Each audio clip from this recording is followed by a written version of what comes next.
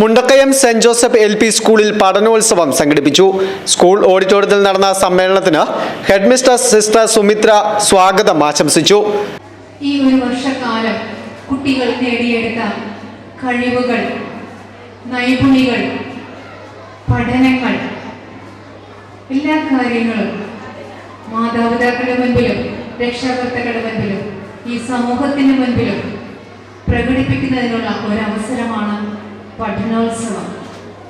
കലോത്സവം എപ്രകാരമായിരിക്കുന്നുവോ അതുപോലെ തന്നെയാണ് പഠനോത്സവവും.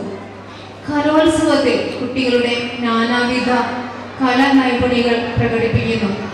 പാട്ട്, ഡാൻസ്, കഥ, അതുപോലെ തന്നെ അഭിനയം, അങ്ങനെ പല പല കലാരൂപങ്ങൾ നമ്മളവിടെ പ്രദർശിപ്പിക്കുന്നു.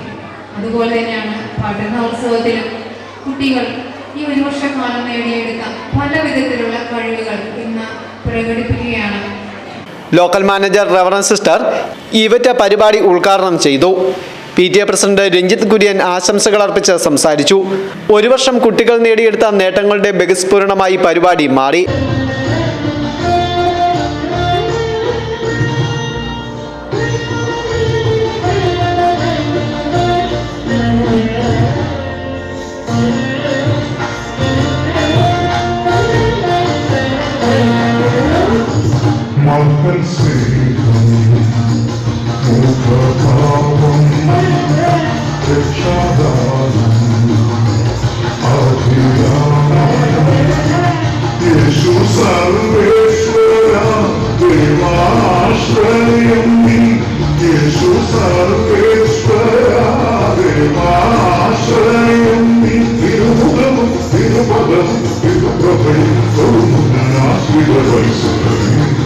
സ്കൂളിലെ മുഴുവൻ കുട്ടികളും രക്ഷിതാക്കളും പഠനോത്സവത്തിൽ പങ്കെടുത്തു.